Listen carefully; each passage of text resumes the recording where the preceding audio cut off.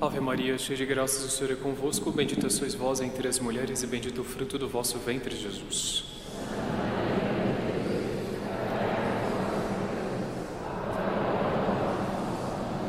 Sentem-se, por favor.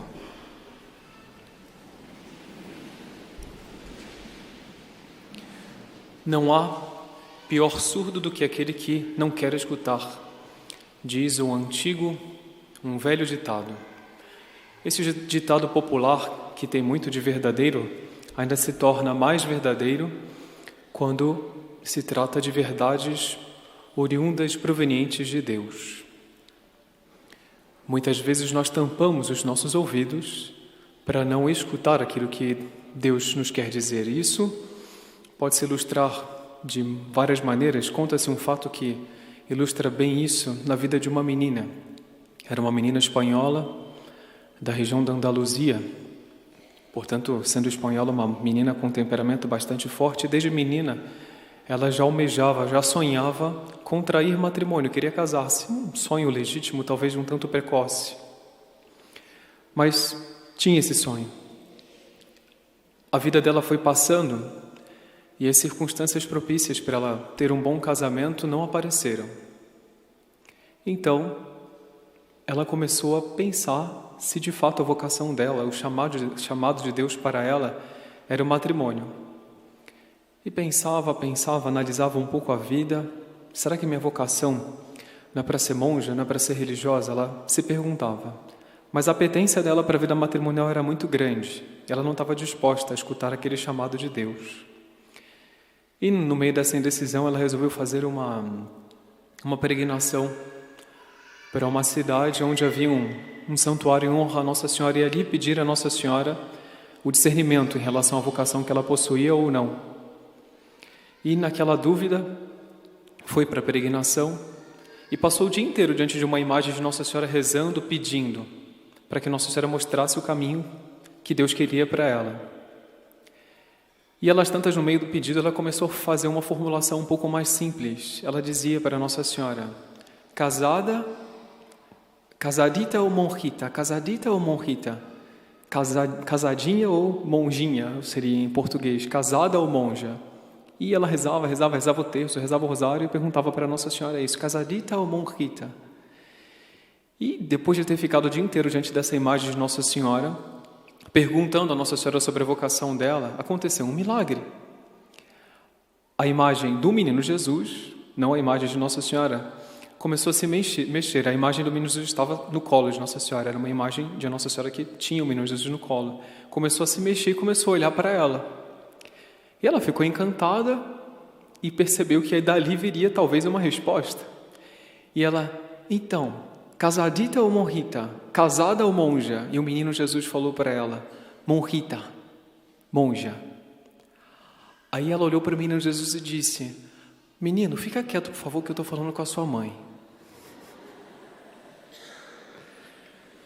Ela não quis escutar a voz do menino Jesus, que na verdade já estava se manifestando há muito tempo, porque as apetências dela iam para o outro lado. A vocação dela era uma e ela estava querendo outra coisa. E isso às vezes acontece conosco. Nós mandamos o menino Jesus, mandamos Deus se calar porque nós não queremos escutá-lo. E a liturgia de hoje ela nos fala justamente a respeito disso, a respeito de certas verdades que, vez por outra, nós precisamos escutar.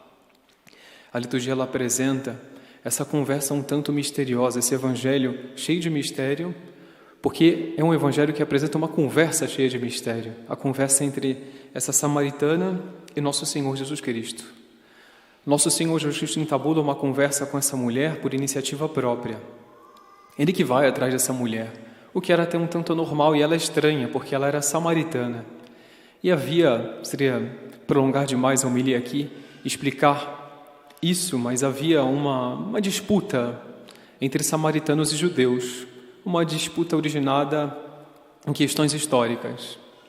Entretanto, apesar de haver essa disputa, os judeus desprezavam mesmo os samaritanos. Nosso Senhor, sendo judeu, se aproxima dessa mulher e entabula essa conversa. E interessante que já nessa conversa é possível perceber em Nosso Senhor Jesus Cristo um grande desejo de aproximá-la, de salvá-la, através de uma série de verdades que Ele vai falar para ela. E Nosso Senhor entabula a conversa com ela, dizendo para ela que ele tem sede. Muitos dos que interpretam esse trecho da Sagrada Escritura, esse trecho do Evangelho, dizem que esse tenho sede de Nosso Senhor é o mesmo tenho sede que ele disse na cruz. Porque na cruz o tenho sede de Nosso Senhor não significava só que ele queria água, mas ele tinha sede de almas, ele queria salvar as almas, e por isso na cruz ele proferiu essa palavra. E é o mesmo que ele diz aqui agora para essa samaritana: tenho sede do quê? Da sua alma. É interessante observar, nós estamos na Quaresma, e daqui a pouco nós vamos celebrar o momento auge da redenção, que foi a crucifixão de Nosso Senhor. E esse Evangelho é colocado aqui debaixo dessa perspectiva. Um grande acontecimento está para se dar. É a redenção operada por Nosso Senhor Jesus Cristo. E Nosso Senhor, Ele, para essa samaritana, como se pode perceber aqui no Evangelho, disse uma série de verdades bastante contundentes, até se poderia dizer bastante duras para ela, sem ter receio de ser incompreendido, sem ter medo de ser odiado por ela. Uma das verdades que ele diz para ela trata-se de uma correção. A samaritana, ela mesmo diz aqui no Evangelho longo, que ela deixa claro para Nosso Senhor, e Nosso Senhor deixa claro para ela também de maneira um tanto profética: ela vivia mal, ela era uma mulher que vivia em adultério. E não é tão simples assim aceitar correções. O Nosso Senhor foi muito franco, muito claro com ela, disse a verdade como deve ser dita. E ela aceitou. E a partir dessa aceitação da verdade que disse Nosso Senhor a ela se aproxima mais de Nosso Senhor, e Nosso Senhor passa a revelar coisas ainda mais grandiosas para ela. Nosso Senhor diz para ela claramente algo que ele não disse nem para os apóstolos. Ele diz que ele é o Messias, ele é o Messias esperado, é o Salvador da humanidade. Para muitos ele disse só nas entrelinhas. Para essa mulher, que era uma pecadora, que era uma samaritana, Nosso Senhor fala claramente que ele é o Messias. Só essas duas partes do Evangelho que foram aqui mencionadas já são suficientes para uma aplicação muito quaresmal. Primeiro, porque Nosso Senhor a repreende, a corrige. A Quaresma é um período em que nós devemos estar apetentes para as correções, devemos estar apetentes para as repreensões. E, infelizmente, trata-se aqui, inclusive, de um bom ponto para o nosso exame de consciência quaresmal. Infelizmente, muitas vezes nós somos inapetentes para reconhecer os nossos erros, inapetentes para reconhecer os nossos pecados, inapetentes para reconhecer a nossa fraqueza. E veja que exemplo bonito da samaritana. Nosso Senhor fala para ela a respeito dos erros dela, fala para ela a respeito dos mandamentos que ela não está observando, ela aceita. Está aqui já uma muito boa lição para nós, uma lição quaresmal.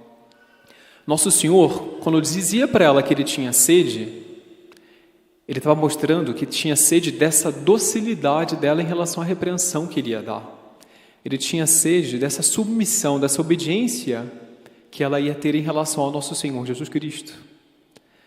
E aqui isso pode se aplicar inteiramente a nós. Até que ponto, quando nós somos corrigidos por Deus, porque Deus corrige a todos, no decorrer de nossas vidas nós estamos sempre sendo corrigidos, em inúmeras circunstâncias, a começar por uma circunstância que está dentro de nós, que é a nossa consciência. Sempre nós estamos sendo repreendidos, sempre nós estamos sendo corrigidos.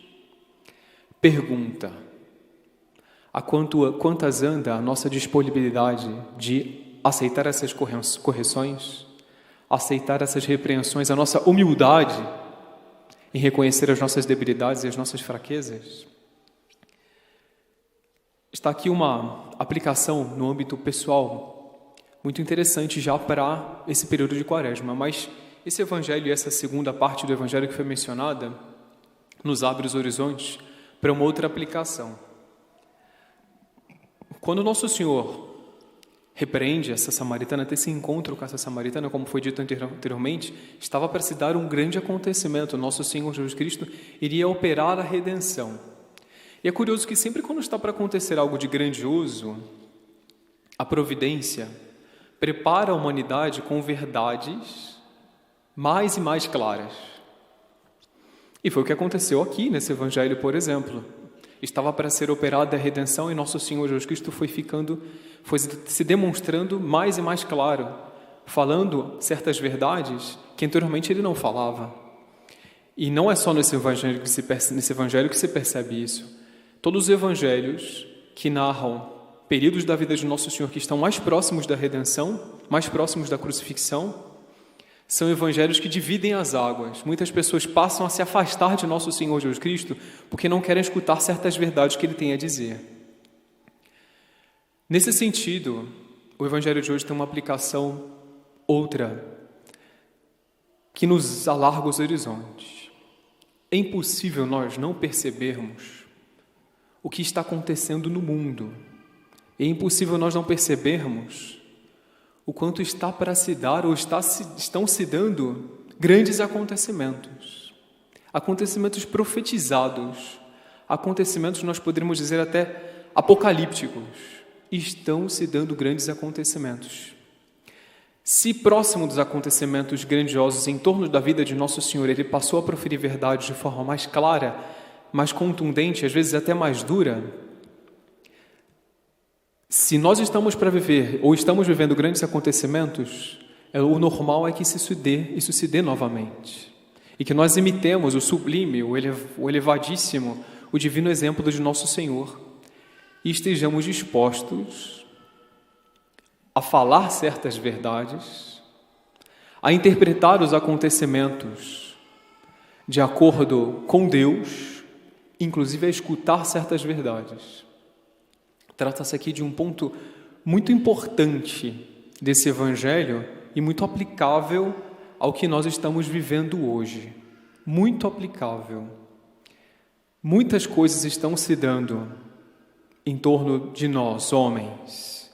Não será isso uma reação de Deus à forma como os homens estão tratando a Deus? Estão considerando a Deus e os seus desígnios? Não será isso uma reação de Deus em relação à forma como a humanidade tem considerado a vontade dele? Está aqui pelo menos uma verdade que nós não gostamos de escutar. Mas se poderia mencionar muitas outras, e nós, enquanto católicos, devemos ter a radicalidade para escutar essas palavras e também para proferi-las, porque a humanidade está precisando disso.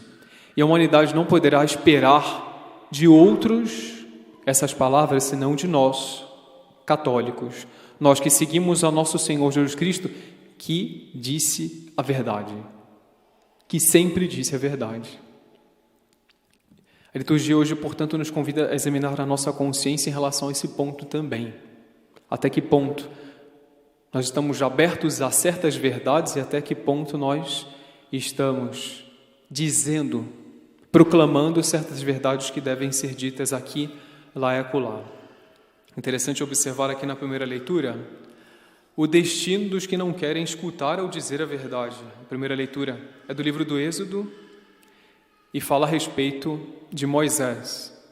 O povo judeu estava farto das profecias de Moisés. Moisés dizendo a verdade para o povo judeu, constantemente eles fartos. Os judeus fartos da verdade. E aí quando Moisés vai falar com Deus a respeito do povo, ele diz: que farei por este povo? Por pouco não me apedrejam. Ou seja, quem não está disposto a escutar a verdade vai apedrejar a verdade. Tenho certeza que quem está numa missa não quer isso para si, vir a apedrejar a verdade, condenar a verdade. Não, muito pelo contrário. Quem está numa missa, quem é católico, não tem outro desejo na alma senão que a verdade seja dita, seja proclamada, seja escutada. Então vamos colocar como intenção dessa missa de hoje essa graça. Se me permitem, um fato curtinho que se deu com um santo que vai muito nessa linha, pelo menos posso dizer um santo porque muitos o consideram como um santo, fundador dos arautos, Monsenhor João. Numa ocasião, uma pessoa estava passando por dificuldades, morava numa comunidade, estava passando por dificuldades muito grandes e toda a comunidade percebia. As dificuldades se transpareciam no temperamento, no modo de ser. A pessoa não estava bem.